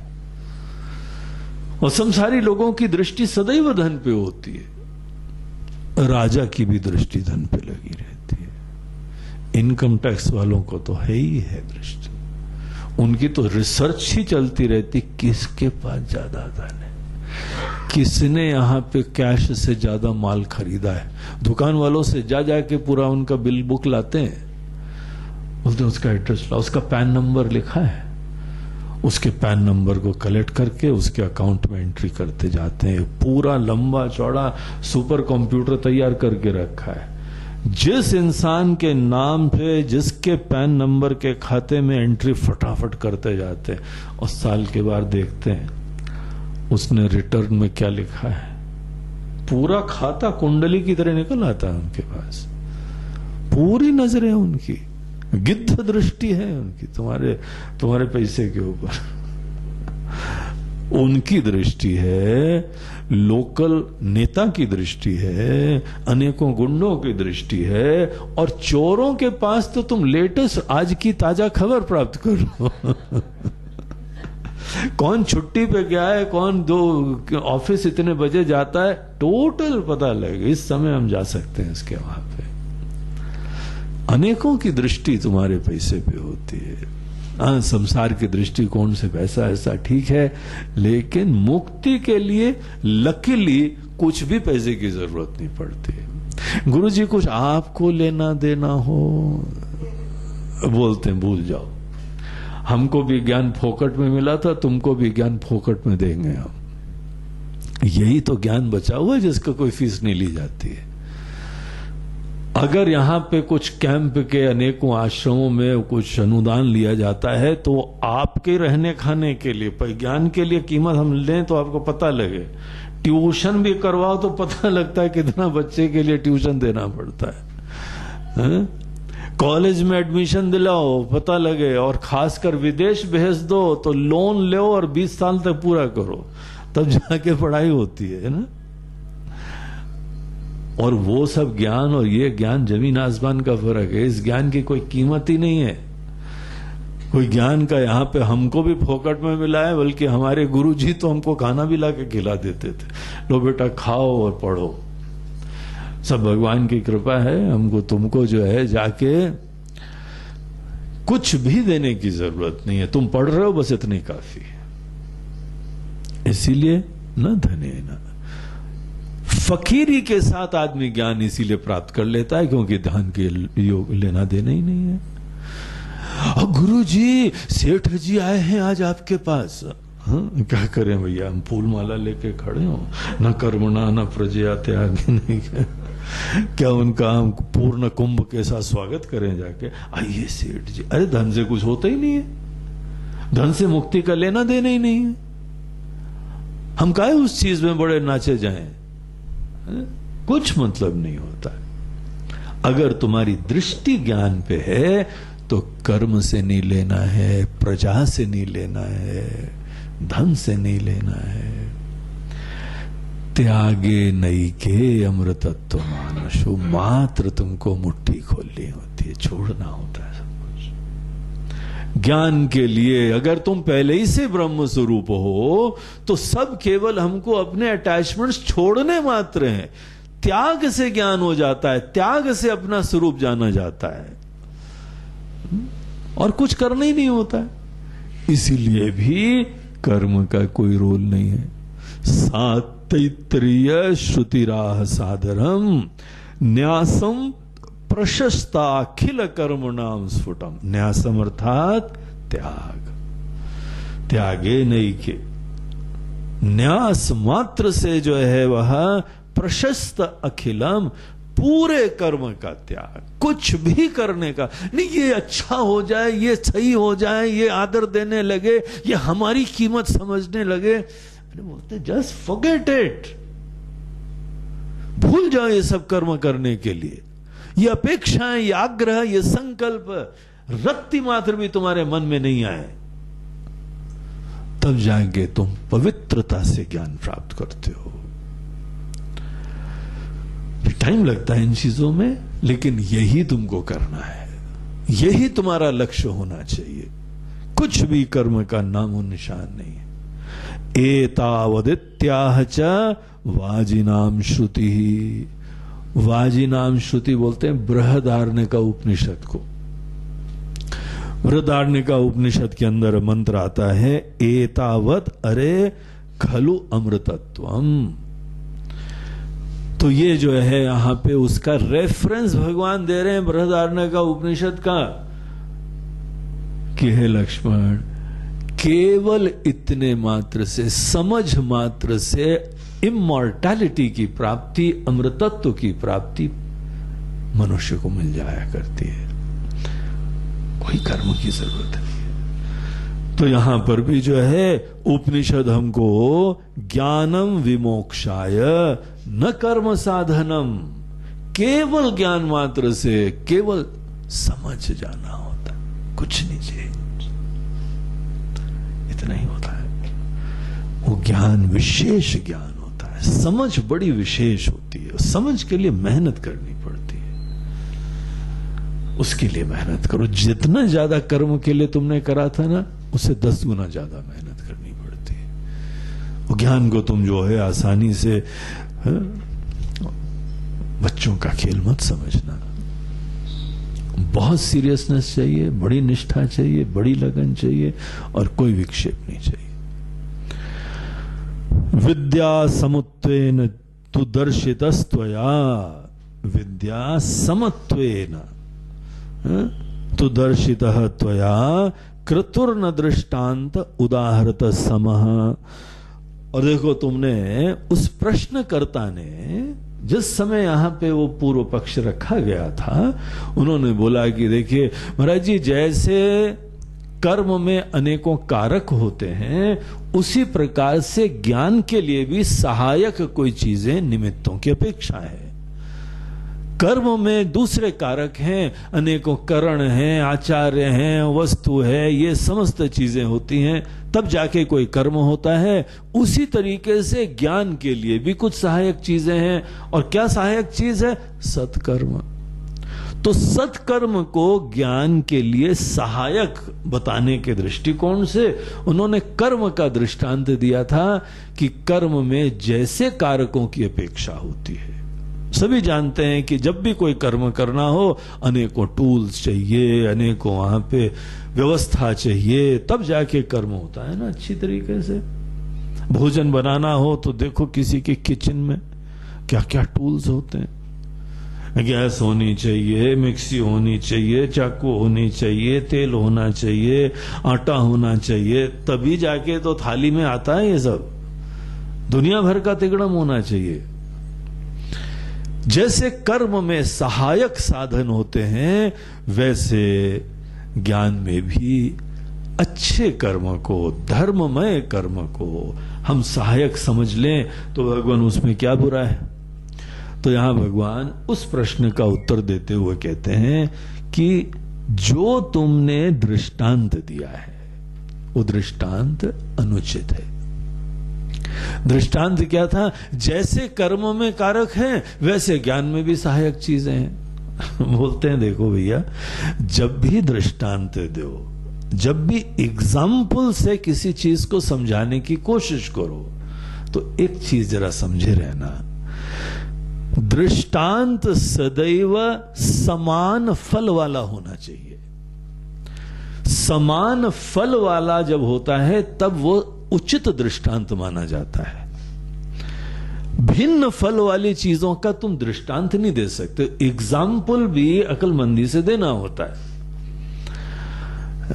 खिलाड़ियों की बात है तो एक ही खेल है तो हम वहां पे कोई ना कोई खेल का दृष्टांत दे सकते हैं। खाने का एक ही फल है, भूख को खत्म करना है तो हम वहां दृष्टांत भिन्न प्रकार का दे सकते हैं। समान फल होने पर दृष्टांत उचित माना जाता है। कम से कम साम्यता इस दृष्टिकोण से होनी चाहिए। और तुम यहां पे भिन्न फल वाली चीजों का दृष्टांत दे रहे हो। भैया कर्म का फल ही अलग होता है, ज्ञान का फल ही अलग होता है। खेती का फल अलग होता है, खाना बनाने का फल अलग होता है। तुम खाना बनाने की बातों का सिद्धांत बताने के लिए खेती का दृष्टांत दिलाओगे क्या? उद्योग का दृष्टांत दिलाओगे क्या? समान फल वाली चीजों में ही एग्जाम्पल यूज करो, दूसरा एग्जाम्पल नहीं यूज करो। देयरफॉर तुम्हारा दृष्टांत ही गलत है, कैंसिल। ये जो बहुत ही जो तुमने सोच समझ के यहां पे बात प्रस्तुत करी थी, जैसे यज्ञ में अनेकों कारक होते हैं वैसे ही ज्ञान में भी सहायक फैक्टर होते हैं। दोषवान दृष्टांत, गलत दृष्टांत। फलैहि पृथक्त्वात् बहुकारकैहि क्रतुः संसाध्यते ज्ञानमतो विपर्ययम्। बोलते हैं ये तुम्हारा जो दृष्टांत है, क्रतुर न दृष्टांत उदाहरत समः। तो जो तुमने दृष्टांत दिया है, जो उद्धृत करा है, न समः, वो उचित नहीं है। क्यों? क्योंकि देखो कर्म में कारक होते हैं, ज्ञान में किसी चीज की अपेक्षा नहीं होती है। जब तुमको अपने आप को जानना है, तो वहां किसी चीज की जरूरत नहीं होती। तुम एकांत में बैठ सकते हो, सब चीजों को किनारे कर सकते हो, आंख बंद करो, अपने आप को जामन समझ लेते हो। किसकी जरूरत पड़ी? अब जानना है तुमको अपने से बाहर कोई चीज, तो दुनिया भर के इंस्ट्रूमेंट की जरूरत पड़ती है, अनुकूल वातावरण की जरूरत पड़ती है, अनेकों लैब की जरूरत पड़ती है। गॉड पार्टिकल को ढूंढने के लिए पूरे सर्न ने क्या लंबा चौड़ा जो है 28 किलोमीटर लंबा कोलाइडर हेड्रॉन वो बनाया। इतने बड़े इंस्ट्रूमेंट्स और अनेकों चीजों की जरूरत पड़ती है किसी बाहरी चीज को जानने के लिए, लेकिन जब केवल अपने आप को जानना है तो तुमको किस चीज की जरूरत पड़ती है? आत्म के ज्ञान में किसी चीज की अपेक्षा नहीं होती है। ये तुम्हारा दृष्टांत दोषवान है, इसीलिए ये भी खंडन होता है। और तुमने एक और चीज कही कि महाराज जी शास्त्र बोलते हैं अगर कर्म नहीं करेंगे तो उसमें पाप पड़ेगा। अगर हमने ये पूजा, अगर ये हवन, अगर ये अनुष्ठान, अगर ये जप नहीं करा तो बड़ा मुसीबत हो जाएगी।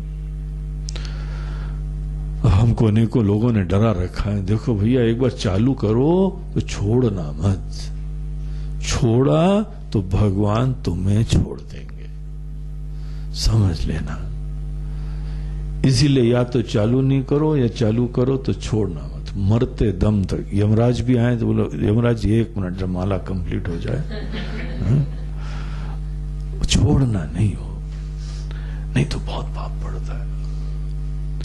भगवान यहां भी बोलते हैं सप्रत्यवायो ही अहम इति अनात्मधि ही अज्ञ प्रसिद्धा न तो तत्वदर्शिना। बोलते हैं देखो ये बात कई जगह बोली जाती है, किसी इंसान को अच्छी तरीके से कर्म में लगन निष्ठा देने के लिए उसको कई बार बताया जाता है कि उसको कर्म करना है। अनेकों के लिए ये शास्त्र खुद यूज करते हैं शब्द, इसमें गलत नहीं है, लेकिन तुमको एक विचार करना चाहिए, जरा ध्यान देना किसके लिए बोलते हैं ये। जिन अधिकारियों के लिए ये शब्द का प्रयोग करा जाता है वो अधिकारी अलग हैं, वो विशिष्ट अधिकारी होते हैं, उनको ही ये भाषा ही उनके लिए प्रयोग करी जाती है, सबके लिए नहीं करी जाती है। तुम बच्चों को छोटे समय बोलते हो पाठ करो पहाड़े का, अब ये पहाड़े का पाठ, मल्टीप्लिकेशन टेबल्स को कंठस्थ करना, ये बचपन में तो हमको बताया जाता है, लेकिन तुम सोचते हो कि तुम्हारे घर में दादाजी बैठे हैं, उनके पास भी तुम जाके दादाजी आज पहाड़े का पाठ कर लिया आपने? 2 एकम 2, 2 दूनी 4, 2 तीन 6, दद्दू पाठ कर लो तब चाय मिलेगी आपको। हम बचपन से हमारी मम्मी ने कहा है कि पाठ करने के बाद ही तुमको दूध मिलेगा और चाय मिलेगी, आप भी दद्दू कर लो। सबके लिए समान नियम होते हैं। अधिकारी भेद से उपदेश दिया जाता है, सबके लिए समान नहीं होता है। आपको पूजा करनी चाहिए, अवश्य करनी चाहिए, लेकिन ये मत सोचना कि कोई जो है महाराज जी हैं ब्रह्म स्वरूप है, महाराज जी आज की पूजा निपट गई क्या आपकी? बोला हमारी पूजा तो उस दिन निपट गई थी जिस दिन संन्यास लिया था हमने, उसी दिन निपटा ली हमने पूजा को। अब ये अधिकारी ही अलग है, अधिकारी भेद से उपदेश होता है।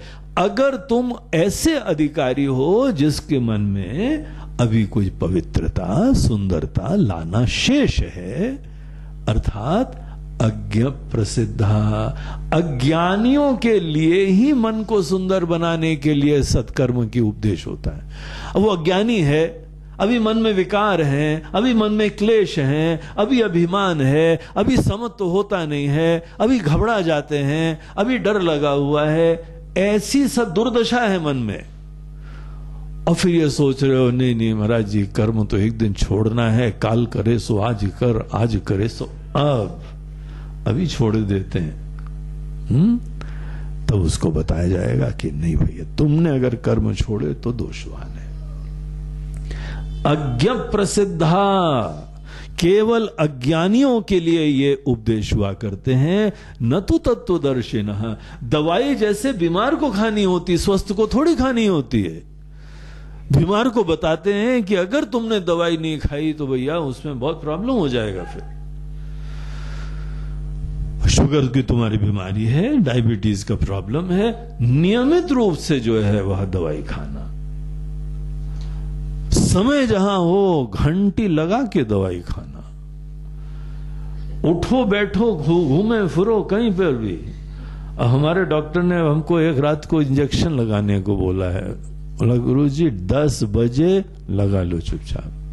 हमें बोला कहीं पे हम रास्ते में हो, बोलते रास्ते में चलते चलते लगा लेना। और इसको 10 बजे तो 10 बजे, हमें बोला 10 बजे के 11 बज जाएं तो, बोलते हैं फिर आपके 12 बज जाएंगे। फिर हमारे पास मत आना, वो पड़ोसी के डॉक्टर के पास जाके उसका ही नाम खराब करना, हमारा नाम मत खराब करना, हमारे पेशेंट नहीं हो। फिर आप अपनी 12 बजानी हो तो आप 10 के 11 कर लेना। वहां पे बताते हैं कि सब प्रत्यवाय, इसमें प्रत्यवाय दोष होगा, नहीं करने का दोष है। दवाई को टाइम से खाना, दवाई को तरीके से खाना, जैसा तरीका बताया वैसे ही तरीका करना, अन्यथा दोष है। अब एक सज्जन को बताया गया बोतल को हिला के पी लेना, तो भूल गया पिलाना, बच्चे को पिला दी थी, बोला चलो पिलाने के बाद ही हिला देते हैं। तो उन्होंने बच्चे को जो हिलाया पकड़ के, बेचारे के और बीमारी बढ़ गई। डॉक्टर ने बोला हिलाया था, बोला हाँ डॉक्टर साहब हिलाया तो था, लेकिन बाद में हिलाया था, वो पी गया था। वहां पे दोष है, हर चीज में क्रम दोष होता है। तो वहां पे नियम है, अज्ञ प्रसिद्धा न तो तत्वदर्शिना, जो अज्ञानी है, जो रोगी है, वहां पे बताया जाता है कि नहीं करने से तुमको तकलीफ हो जाएगी। अब तुम्हारा अगर ज्ञान पहले से हो गया होता, मन तुम्हारा हनुमान जी की तरह सुंदर है, तो तुमको थोड़ी कोई बंधन में बोलेंगे, तुम करो करो ना करो ना करो, हमको नहीं प्रॉब्लम होगा। तो ये केवल उनके लिए कहा गया है, ये सबके लिए मत अप्लाई करो भैया। अगर तुमने अपने मन को पहले से ही मुकुर सुधारी, सुंदर बन चुका है, सात्विक बन चुका है, मस्त हो चुका है, फकीरी हो गई है, जो करते हो दिलो जान से करते हो, ऐसा तुम्हारा व्यक्तित्व हो गया है, तो ये तुम्हारे लिए अप्लाई नहीं होता है। ये उनके लिए अप्लाई होता है जिनका भी मन ऐसा तैयार नहीं हुआ है। और वो तो उचित है ना कि जो आदमी का मन अभी अनेकों चिंताओं से, अभिमान से, विक्षेप से युक्त होता है, उसको नियम में बांधना ही पड़ता है। तो केवल उन अधिकारी के लिए होता है। किसी भी उपदेश को यह मत समझना कि सबके लिए होता है और सब काल के लिए होता है। डॉक्टर भी दवाई देते हैं 5 दिन तक लेना, फिर उसके बाद 6ठे दिन मत लेना, बंद कर देना। इसीलिए जिस समय भी कोई भी साधना करो, साधना एक दिन छोड़ी जाती है। कोई साधना मरते दम तक नहीं होती है। अगर मरते दम तक कोई भी साधन करना हो तो वहां पे दोष होता है, वो नासमझी होती है। तत्वज्ञानी के लिए कोई साधन नहीं होता है। जो पहुंच गया है वो थोड़ी गाड़ी की चर्चा करता है, जो नहीं पहुंचा है वो गाड़ी का विचार करता है। तो ये तो जो तत्वज्ञानी हो जाते हैं उनके लिए उम्मीद भी मत करना है, इसीलिए ये भी गलत। तस्मात् बुधैहि त्याज्यम अविक्रियात्म भी, इसीलिए बुद्धिमान आदमी को समस्त कर्मों को निसंकोचता से त्याग देना चाहिए। जो आदमी बहुत पुराने समय से करता जब आता है ना, तो धीमे धीमे उसके साथ अटैचमेंट हो जाता है। कोई भी चीज, भगवान से भी अटैचमेंट हो जाता है, अपने कर्म से अटैचमेंट हो जाता है, और ये अटैचमेंट हमको कोई चीज छोड़ने नहीं देता है। अटैचमेंट से साधना नहीं करना, कभी विवेक से साधना करना, शास्त्र के प्रमाण से साधना करना। अटैचमेंट होता है हमको अच्छा लगता है, नहीं, ये गलत तरीका है। तुमको अच्छा लगता है इसलिए नहीं करा जाता है, उचित है इसलिए करा जाता है। इसीलिए हमारी पसंदगी नापसंदगी किनारे करो। दवाई खाते हैं अपनी पसंदगी से थोड़ी, जो उचित है वो खाते हैं। उसी प्रकार से जो भी साधन तुम्हारे लिए उचित है वो करो, और जहां वो प्रयोजन सिद्ध हो जाए तो छोड़ दो। गाड़ी कितनी भी अच्छी हो, बड़ी कंफर्टेबल हो, गंतव्य पे जाने पे उतर जाते हो ना। ये थोड़ी है अरे गुरुजी 24 घंटे से बैठे रहे इसी कुर्सी पे, इसी गद्दी पे, अब उतरे कैसे? तो बोलते हैं ऐसा करो तुम बैठे रहो, अभी यार्ड में गाड़ी जाएगी वहां पे उतर आए जाओगे तुम। नहीं उतरोगे तो वहां पे वो रेलवे के कर्मचारी उचित तुम्हारा स्वागत करेंगे, वहां उचित ट्रीटमेंट करेंगे। बहुत ही कृपा है गाड़ी की, बड़ी सहूलियत थी, बहुत ही आराम था, सब स्वच्छता थी, लेकिन समय आ गया छोड़ो। गाड़ी पे गए पहाड़ों में, समय आ गया छोड़ो। सब साधन एक दिन छोड़ने होते हैं, हर चीज छोड़नी होती, रिश्ते नाते छोड़ने होते हैं, घर बार भी छोड़ना होता है। अरे महाराज जी बड़ी मुसीबत से बना, इसको छोड़ने को तो मत बोलो भैया, एक दिन तो मर के भी छोड़ोगे ही ना, इसको छोड़ना तो है ही है। इसीलिए सब साधन भी एक दिन त्याग दिए जाते हैं, कुछ कर्म साथ में नहीं आता है। कर्म प्रेम से जरूर करना सीखो, लेकिन उसको छोड़ने के लिए भी तैयार रहो। परिवार की सेवा करो और बच्चों को छोड़ने के लिए रेडी रहो। नहीं बेटा तुम मत जाओ, सभी तो चले गए हैं, तुम भी चले जाओगे तो हमारा क्या होगा? क्यों तुम उसका जीवन बर्बाद कर रहे हो? उसको भी जाना है, सबको जाना है, और लड़कियों को तो जल्दी जाना है, जाना होता है ना सबको। तो मानसिक रूप से तैयार रहो, सब चीजें एक दिन जानी है। उसी तरीके से तुम्हारा भजन भी एक दिन जाना है, तुम्हारा जप भी एक दिन जाना है, तुम्हारी पूजा भी एक दिन जानी है, तुम्हारा यज्ञ भी एक दिन जाना है, सब चीजें जानी है। इसीलिए जब तक करना है ना, खूब बढ़िया तरीके से कर लो, इतना बढ़िया तरीके से करो तुम्हारा पेट भर जाए और जो प्रयोजन है वो सिद्ध हो जाए। कोई हमारे अंदर इमोशनल अपहीवल्स नहीं होने चाहिए, भावनात्मक कोई उथल पुथल नहीं होनी चाहिए। भगवान सबको छोड़ देंगे, इनको नहीं छोड़ेंगे। नहीं छोड़ोगे तो यमराज जी छोड़ा देंगे भैया, तुम्हारे हाथ में क्या है? सच्चाई है ना जीवन की, सब अकेले आते हैं, अकेले जाना है, सभी तो छोड़ना होता है। इसीलिए ज्ञान में भी कर्म को छोड़ना सीखो, सब कर्म किनारे करके समग्रता से, आधे अधूरे मन से नहीं। गुरुजी अभी जो है ना वो 10 बज रहा है, 10:30 बज रहा है, हमारी पूजा का टाइम हो गया है। अरे तो जाओ भैया, तुम पूजा करो जाके, काहे तुम यहां पे आ गए हो? तुम ऐसा करो बैठे ही रहो पूजा में। नहीं ऐसा नहीं है, थोड़ी देर तुम बस पूजा ही करते रहो, छोड़ो ना प्रवचन, छोड़ो ना ज्ञान में, शिविर भी छोड़ो, ध्यान भी छोड़ो, फुल टाइम पूजा करो। नहीं फुल टाइम करा नहीं जाता, बोर हो जाते हैं। ऐसे फिर बोर हो जाते हैं, तब बोरियत दूर करने के लिए आते हो क्या? नहीं, आपके प्रवचन में कभी कभी कहानियां भी आ जाती हैं, वो सुन लेते हैं आकर। अच्छा, ये तुमको ज्ञान प्राप्ति का तरीका तुमने ये समझा हुआ है? ऐसा नहीं।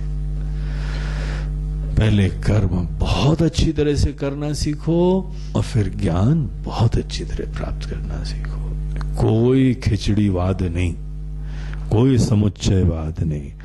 तस्मात् बुद्धि त्याज्यम। बुद्धिमान आदमी को जब ज्ञान के लिए तैयार हो जाता है तो ये सब छोड़ देना चाहिए। अच्छा ठीक है, ज्ञान प्राप्त करने के लिए क्या करें बताइए, कौन सी किताब पढ़ना चालू करें? पहले संस्कृत पढ़ना पड़ेगा क्या महाराज जी? अभी संस्कृत में काफी प्रॉब्लम होती है हमको। बोलते हैं लकीली तुमको केवल गुरु के पास जाके जो बताए वो पढ़ना है, राइट गुरु के पास जाना। गुरु के कुछ लक्षण होते हैं, ये बात अगले श्लोक में बताते हैं। श्रद्धान्वितः त्वमसीति वाक्यतो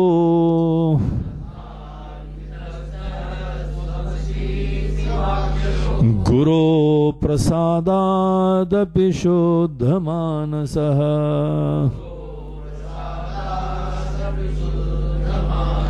विज्ञाय चैकात्म्यमथात्मजीवयोः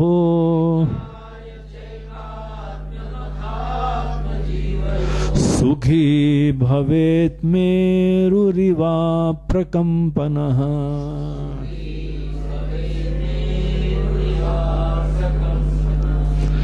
श्रद्धान्वितः, पूर्ण श्रद्धा से, विश्वास से, जहां तुम्हारी श्रद्धा होती है शास्त्रोक्त सिद्धांत के अनुसार, यहां भी हमारी पसंदगी नहीं, यहां भी जो उचित है, शास्त्र जो बताते हैं, गुरु के लक्षण भी देते हैं, जो श्रोत्रिय हो और ब्रह्मनिष्ठ हो, जो शास्त्रों के, उपनिषदों के ज्ञान के बड़े प्रवीण दक्ष विशेषज्ञ हो,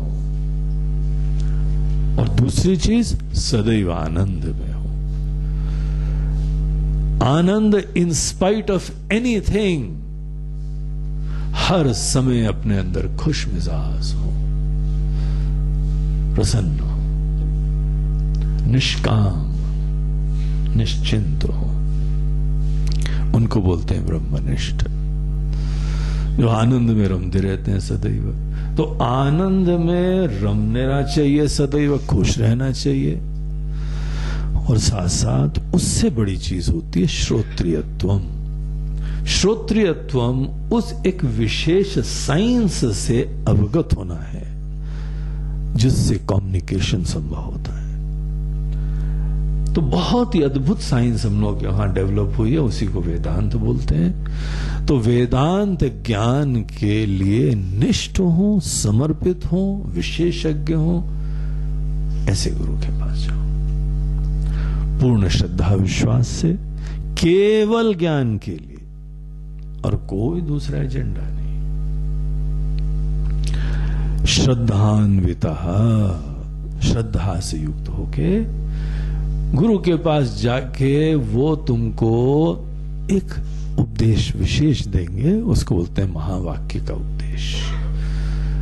तो जिस ज्ञान से, जिस उपदेश से आदमी के अंदर रियलाइजेशन होता है, वेदांतों में उन वाक्यों को महावाक्य कहा जाता है। महावाक्य जो अमेजिंग डेप्थ के वाक्य होते हैं, अद्भुत गहराई के वाक्य होते हैं, जिनका अर्थ समझने के उपरांत हमारे जीवन में सब पासा पलट जाता है उस समझ मात्र से, उनको बोलते हैं महावाक्य। तो 4 महावाक्य, चारों वेदों से 4 महावाक्य लेके हम लोगों की परंपरा बनी हुई है। वैसे तो बहुत सारे महावाक्य हैं।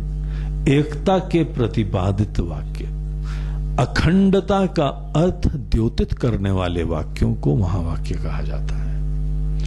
अखंडार्थ बोधकानी वाक्यानि महावाक्यानि, जो अखंडता के अर्थ का बोध उत्पन्न करवाते हैं उनको महावाक्य कहते हैं। वाक्य छोटे ही होते हैं, महावाक्य मतलब ये नहीं है लंबा वाक्य, महावाक्य होते बड़े छोटे से, लेकिन ऐसे गागर में सागर होते हैं जैसे, इतनी डेप्थ होती, इतना अद्भुत उनका ज्ञान होता है। हमको परमात्मा से एक बता रहे, इससे बड़ी चीज और क्या हो सकती है? तो ऐसा कुछ वाक्यों को आधार बना के 4 महावाक्यों में तत्वमसि महावाक्य उपदेश वाक्य कहा जाता है। एक अनुभव वाक्य होता है, एक उनके स्वरूप का लक्षण वाक्य होता है, और एक ये उपदेश वाक्य होता है। उपदेश वाक्य है तत्त्वमसि, तुम वो हो, तत्त्वमसि, वह तुम हो, इसको बोलते हैं महावाक्य। तो ये तत्त्वमसि महावाक्य छांदोग्य उपनिषद में आया है और ये हम लोगों के पूरे वेदांतिक ट्रेडिशन में बहुत ही हाईली रेवरेंशियल, परम आदरणीय वाक्य है। हर टीचर, हर ब्रह्म ज्ञानी जो गुरु होते हैं वो तत्त्वमसि महावाक्य को आधार बना के कम्युनिकेशन करते हैं। ट्रेडिशन ही हो गया। इतना अमेजिंग सिस्टम है, इतना सुंदर सिस्टम है, इतना इफेक्टिव सिस्टम है। तो वहां पे तुमको जाके श्रद्धा से युक्त होके तत्त्वमसि महावाक्य का गुरुमुख से ज्ञान प्राप्त करना। तुमको ऐसा लगेगा कि ये तो इतना सिंपल है, हम खुद ही पढ़ लेते हैं। महाराज जी किताब बताइए, give me the right references, I will refer the books. बोलते हैं अगर रेफर करने लगो तो गुरु का कोई रोल नहीं होता है। रेफरेंसेस को भी समझने के लिए गाइड्स की जरूरत पड़ती है। इसीलिए गुरु का कभी कोई रिप्लेसमेंट नहीं है, किसी भी क्षेत्र में नहीं होता। तो सदैव गुरु से इजी हो जाता है। अब एक सज्जन ने हमको कहीं से ईमेल लिखा, बोलते स्वामी जी आप वहीं से बता दीजिए ना, आप गुरु के पास जाना माना या घर छोड़ छाड़ के, और वो काहे रगड़ा बताएं, आप बता तो दीजिए, हम देके कर लेंगे प्राप्त। गुरु की जरूरत ही क्यों होती है? तो बोलते हैं देखो, किसी भी चीज के लिए गुरु की जरूरत होती है, और विशेष रूप से अध्यात्म के ज्ञान में जो चीज दिखती ही नहीं है, जो आंखों से देखी नहीं जा सकती, उसको ज्ञान प्राप्त करना है। और उनके पास जाना ही तुम्हारे अभिमान को किनारे करने लगता है। तुमको जाने में संकोच हो रहा है, दरअसल तुम्हारा या तो अभिमान आड़े आ रहा है या तुम्हारे अनेकों आराम आड़े आ रहे हैं।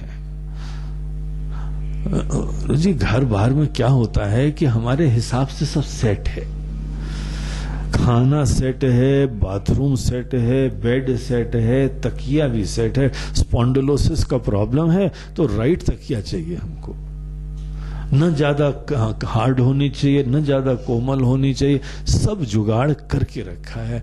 अब आप ऐसी जगह बता दो ना, वहां पढ़ लेंगे, हम नियम बना लेंगे, डेली पढ़ लेंगे। गुरु के पास क्यों जाना है घर बार छोड़ के? और हमारी मेहरवा अकेली रहेगी फिर उसके बाद। अब उसको भी छोड़ के जाएं बुढ़ापे में तो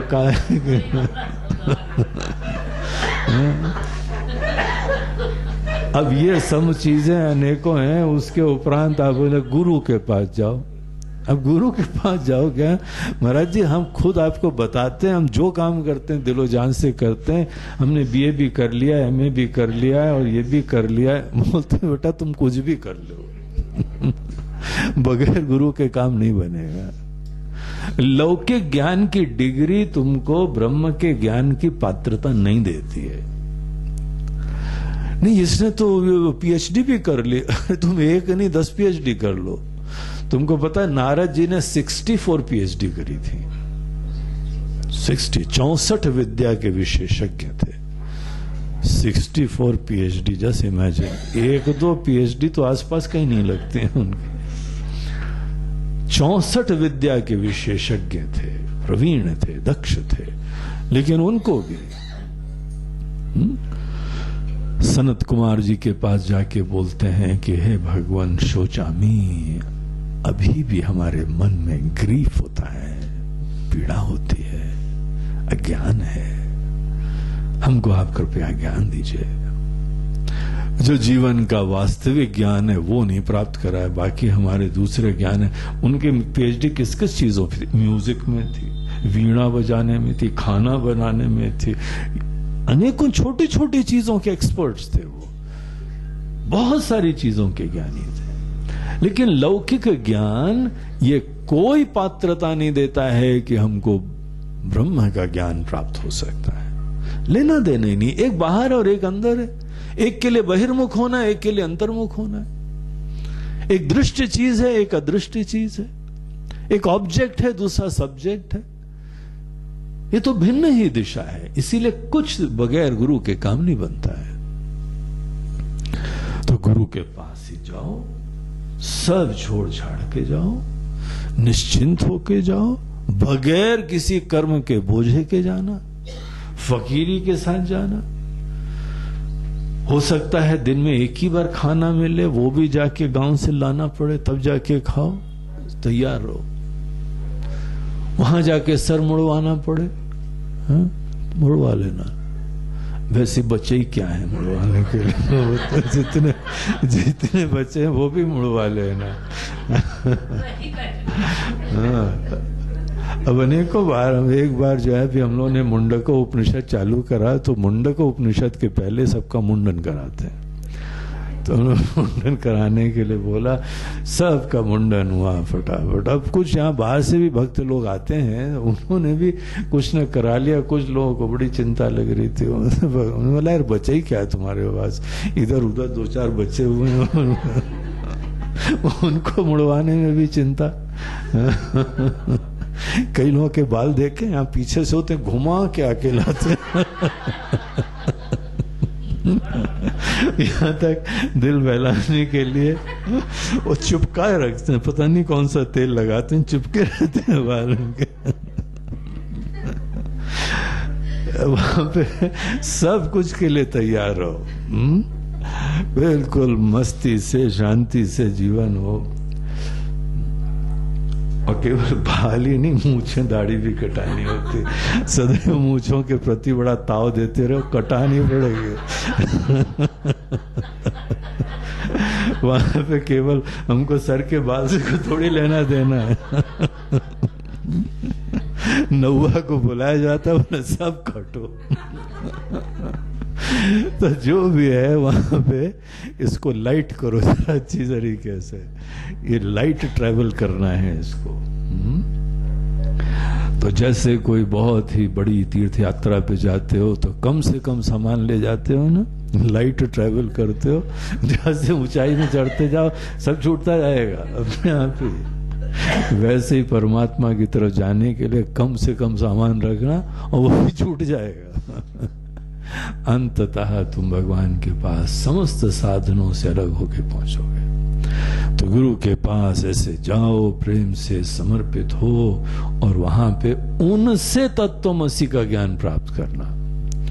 अपनी तरफ से पढ़ने से तुमको कल्पना नहीं होगी उस चीज की।